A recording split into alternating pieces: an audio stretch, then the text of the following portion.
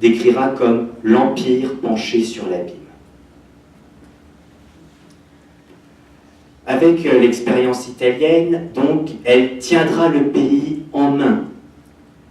Comme elle est extrêmement religieuse, elle tient à la fois à protéger le pape, mais comme elle est aussi une fervente bonapartiste et une grande admiratrice du génie politique de Napoléon III, elle sait qu'il faut à la fois concilier l'impératif d'unifier l'Italie, tout en sachant que le pape y perdra beaucoup, mais aussi en favorisant la sécurité du pape. Et d'ailleurs, un bataillon français restera au Vatican jusqu'à ce que Bismarck, jusqu'à la guerre de 1870. Donc Eugénie est protectrice de la papauté. D'ailleurs, lors des batailles de Solferino et d'autres batailles, elle priera auprès des dépouilles de Saint François d'Assise. Elle fera allumer des cierges dans chaque église. C'est là où on voit qu'elle met énormément de religieux dans son action politique. Et une autre guerre va se profiler, la guerre contre Virginia de Castiglione. Cette magnifique italienne, une des plus belles de son époque, c'est l'un des premiers modèles de la photographie. Virginia de Castiglione a été envoyée par Cavour pour sonder les vues de Napoléon III sur l'Italie. Or, et je tiens à rétablir une vérité, la Castiglione n'a joué aucun rôle dans l'unification de l'Italie. On pense qu'elle a rencontré l'empereur, deux années après, l'Italie est unifiée. Ça ne s'est pas passé comme ça. Napoléon III aura beaucoup de tendresse pour les talents de la Castiglione, mais non pas pour ses talents politiques. C'est une femme qui est encore plus théâtrale que l'impératrice, qui veut qu'on la remarque. Elle est censée être un agent double. Un agent double, normalement, ça ne se voit pas, ça ne se remarque pas. C'est une femme extrêmement extravagante. Eugénie rapporte cette anecdote. Un jour, lors d'un bal masqué, la Castiglione arrive habillée en arlequin. Elle a un énorme cœur entre les cuisses.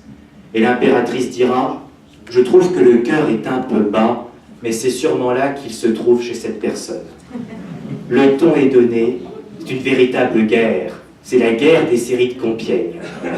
Et de cette guerre, Eugénie sera beaucoup plus forte. Parce que Napoléon III déteste qu'on lui rappelle ce qu'il doit faire. Et il déteste qu'on lui rappelle ce qu'il doit faire concernant un dossier qu'il a lui-même créé. Donc au bout de 2 ans, la Castiglione a été congédiée, on n'entendra plus parler d'elle, et tant mieux. Jusque-là, pas de quoi la surnommer l'Espagnole. Elle a soutenu l'Empire, elle a accompli son rôle de régent, tout le monde remarque et les diplomates sont très surpris de voir à quel point elle met du zèle dans sa fonction. Mais tout va se détériorer avec cette affaire du Mexique. C'est ce qu'il dira, c'est d'où viennent les propos d'Irvoy, le chef de la police. Petit aperçu du Mexique à l'époque. Le Mexique obtient son indépendance de l'Espagne en 1821. 2 camps s'affrontent. D'un côté, les propriétaires terriens, blancs, ce sont des conservateurs, et de l'autre côté, ce qu'on appelait les indigènes, c'est ce que les anthropologues appellent les indigènes, donc les esclaves dans les plantations ainsi que les libéraux. Donc une guerre entre conservateurs et libéraux. Le chef des libéraux est ici, le président Juárez. On voit qu'il a quelques origines. C'est un descendant des Indiens d'Amérique et il les soutient. Et il faut une haine envers l'impérialisme européen. Le Mexique était un pays assez important. C'est l'époque de la ruée vers l'ouest. Or, les États-Unis vont tout faire pour grignoter le Mexique. Donc là, nous avons une carte du Mexique en 1821. On voit que la Californie est mexicaine, ce qu'on appelle le Nouveau-Mexique, l'Arizona et aussi le Texas. Toutes ces contrées seront soit conquises, soit acheté par les Américains. Alors pourquoi s'intéresser au Mexique? Juárez arrive au pouvoir, il se rend compte qu'il n'y a plus d'argent dans les caisses, et il décide de supprimer la dette, et il envoie des émissaires dans les cours européennes en leur disant qu'il ne remboursera rien.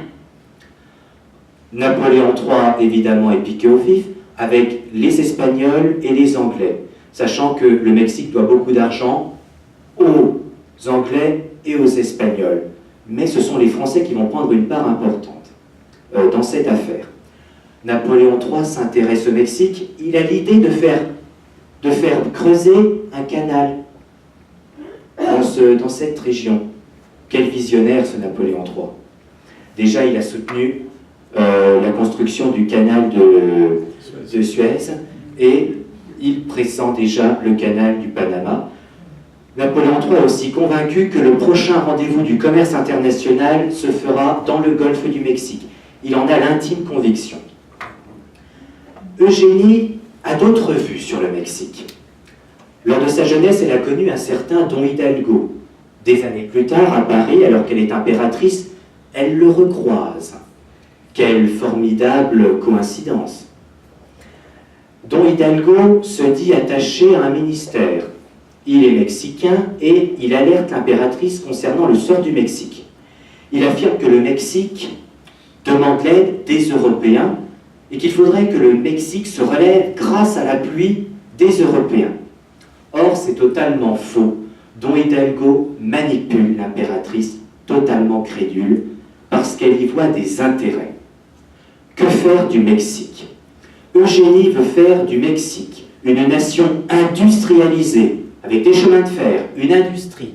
Faire du Mexique un protectorat français. Pourquoi? Eugénie a deux inquiétudes. L'impérialisme protestant des États-Unis et de la Prusse. Elle pense qu'en intervenant au Mexique, les Européens pourront stopper cette expansion américaine qui est plus qu'inquiétante. C'est ainsi son dessein.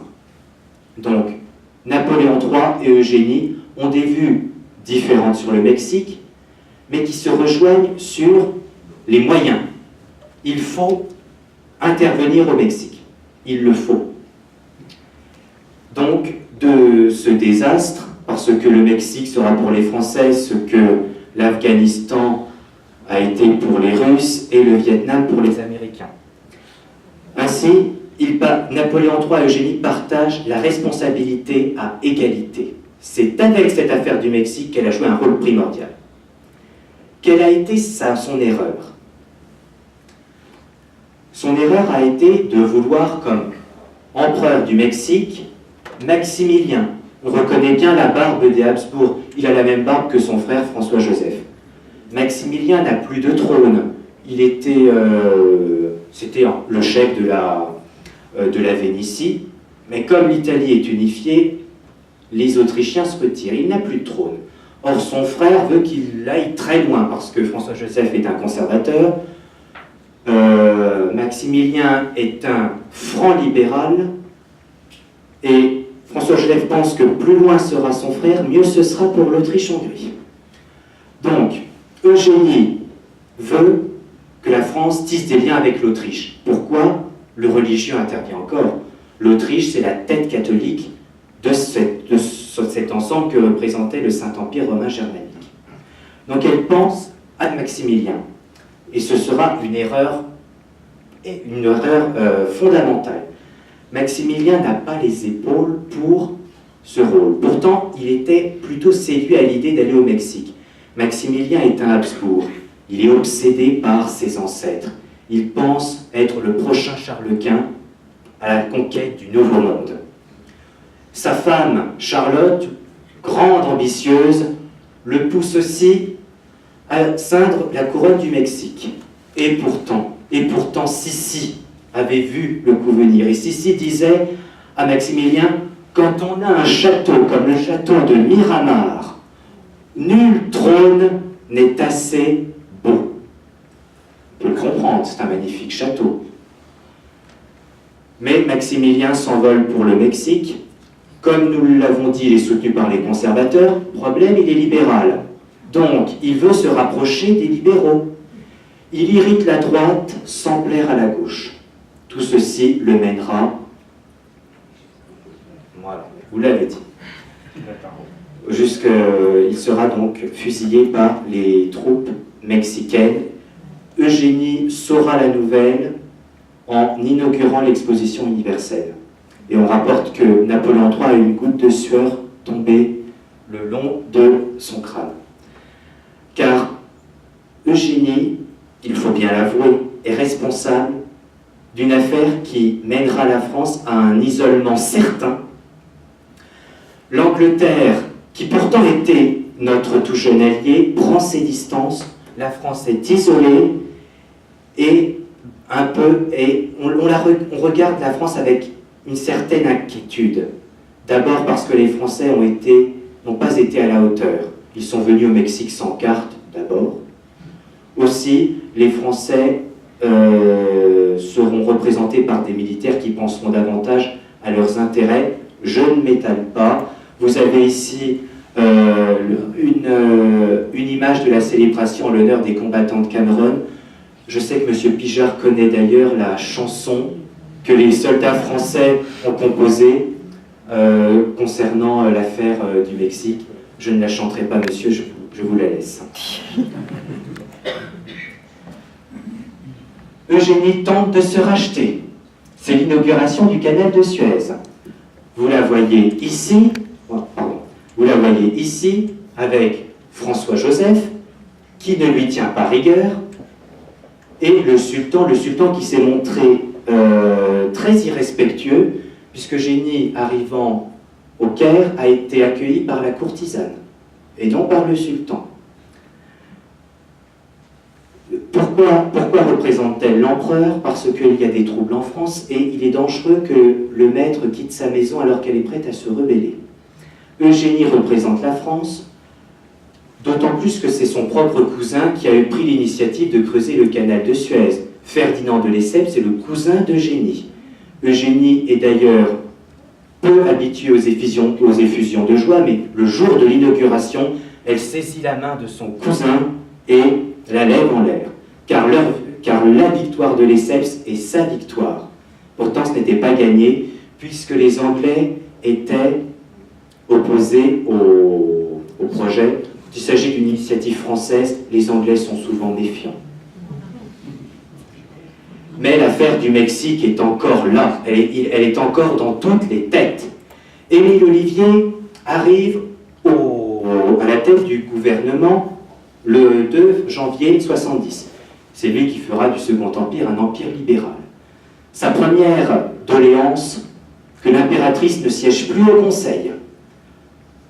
Alors déjà, c'est assez choquant de dire à l'empereur que sa femme ne devrait plus assister au Conseil. L'impératrice a montré son intelligence politique, ça nous a conduit à nous retirer du Mexique. Bref.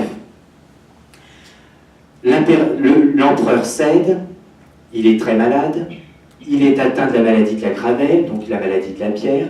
Montaigne dira d'ailleurs que cette maladie fait connaître aux hommes des douleurs équivalentes aux douleurs de l'enfantement. Donc Napoléon III souffre le martyre, il urine du sang pur, il est blanc, il a la blancheur d'un cadavre. Et il tente de cacher ça en étant fardé de maquillage. Donc c'est un empereur en décomposition.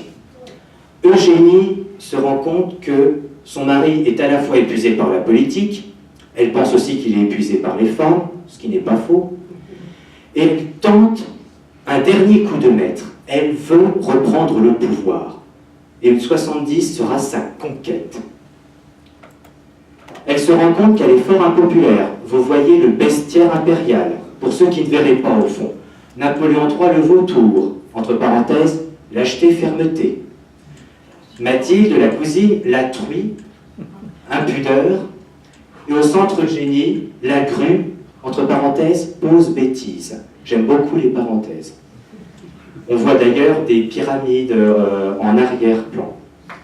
Donc Elle se rend compte que l'empereur a besoin d'aide et elle va saisir cette occasion. Eugénie sera un deuxième Napoléon III, sans l'intelligence politique, malheureusement. La guerre avec l'Allemagne éclate. Je ne vais pas résumer les circonstances. Quel a été le rôle d'Eugénie? Eugénie saisit cette guerre comme étant comme possibilité de reprendre le pouvoir. Elle réintègre le Conseil. Napoléon III s'en va au front. Il fera d'ailleurs cette erreur sera faite par Nicolas II après lui. Il quitte Paris pour aller au front affronter les Allemands. Eugénie reprend son rôle de régente. Elle est informée tous les jours de ce qu'il se passe. Mais l'Empire est en pleine décomposition. Les télégraphes qui viennent du front sont vendus ou donnés par les agents de la communication au Parti républicain. Eugénie est isolée au palais des Tuileries. Elle a peur, elle craint la révolution. Elle a soutenu cette guerre parce qu'elle pensait que cette guerre allait pouvoir rétablir l'honneur de la France après l'affaire du Mexique. Elle s'est trompée. La France n'était pas prête à affronter Bismarck. Et elle n'était pas prête non plus à affronter Bismarck. Eugénie se retrouve seule dans le palais des Tuileries et elle n'abandonnera pas. La révolution gronde, elle sait qu'il y aura une révolution. La révolution gronde, mais elle ne cède pas. Elle ne veut pas abdiquer. Après la capitulation de l'empereur, vous le voyez à côté de Bismarck. Elle ne veut pas capituler car elle est espagnole, car elle est profondément religieuse. Elle est marquée par cette conception très Habsbourg d'Espagne de la mortification par le sacrifice. Le livre que lisait Eugénie au moment des émeutes de 70 est l'imitation de Jésus-Christ. On comprend un peu son état d'esprit. Mais elle finira par renoncer au trône parce qu'elle avait peur, comme elle le disait elle-même, que certaines mégères lui fassent honte. Ainsi, elle prend le même chemin que Louis XVI et Marie-Antoinette, s'enfuyant pour Varennes. Je trouve que c'est bouleversant. Elle reprend le chemin de Marie-Antoinette, elle reprend le chemin qu'a emprunté Louis-Philippe avant elle pour l'exil.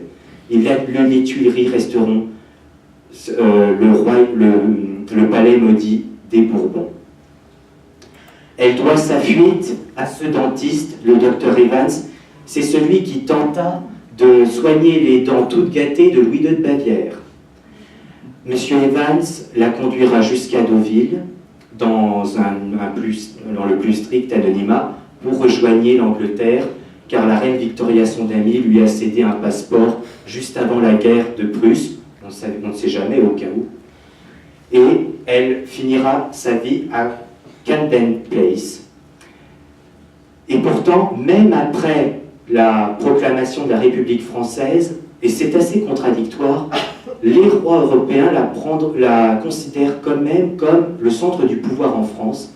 La République est proclamée après 70, et pourtant, c'est à Eugénie que s'adresse Bismarck lorsque Bismarck exige Strasbourg et 1 milliard de francs d'indemnité. Mais Eugénie est impuissante à cette époque, enfin à cette période-là de l'Empire. Elle est morte en 1920 et pourtant elle dira que sa vie a cessé en 1879. On comprend pourquoi.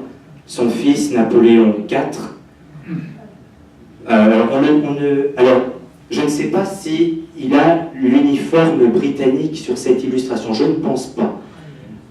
Mais il a été transpercé par 12 flèches de Zoulou en portant l'uniforme britannique. Je crois que les flèches sont toujours au château de Compiègne, avec d'ailleurs le caillou qui était dans la vessie de Napoléon III.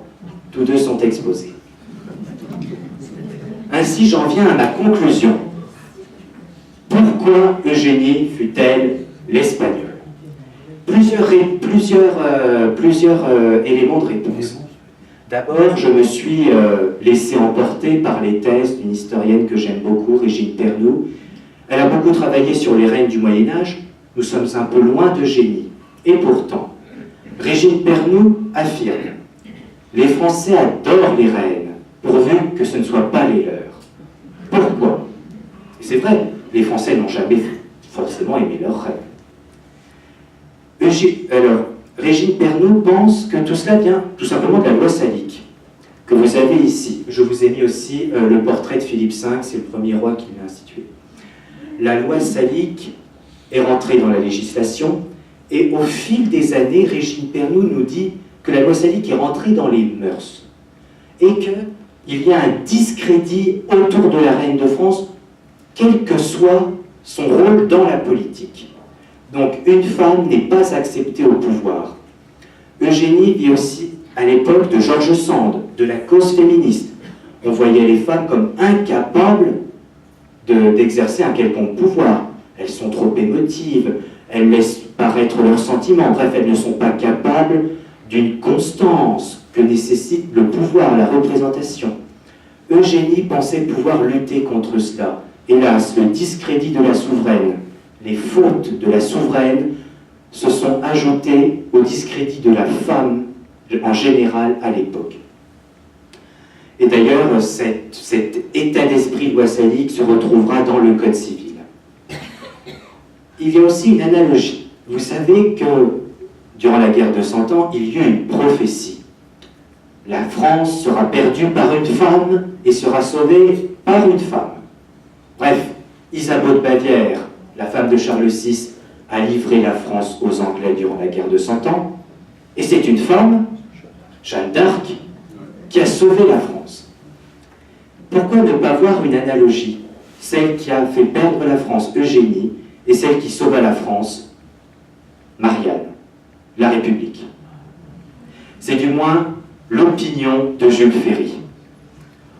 J'espère que vous avez compris alors, mais je le sais de toute façon, j'espère que vous avez saisi à quel point Eugénie a toujours mis beaucoup de sincérité dans son action politique. Elle a toujours été franche, et comme l'a dit Jean Descartes, elle n'a jamais manqué de courage. Il lui a simplement manqué à la fois d'être un homme et à la fois d'être un homme politique. Je vous remercie.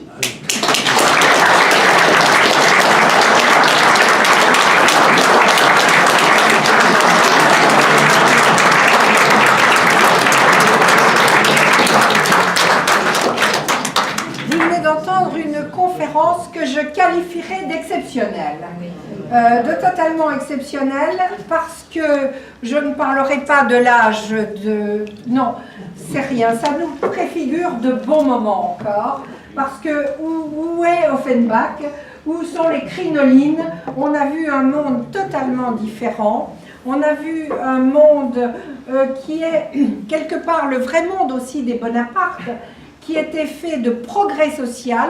Ça, c'est une chose que, Dieu sait si on l'a vilipendée, Napoléon III, mais elle était également partie prenante dans ce progrès social.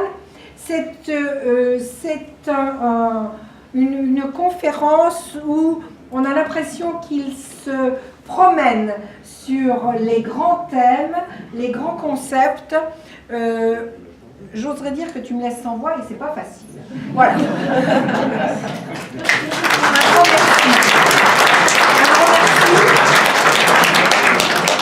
Et bien entendu, Augustin, tu reviens quand tu veux. Voilà. Mais ça, je dois dire que c'était vraiment inattendu,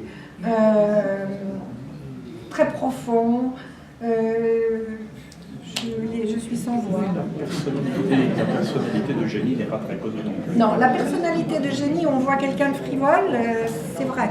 Parce qu'on a Winterhalter, on a les Violettes impériales, la grande duchesse de Gerolstein, mais c'était pas ça finalement. Il y avait le bruit à côté, ça ne vous a pas gêné? L'accordéon ? Ouais.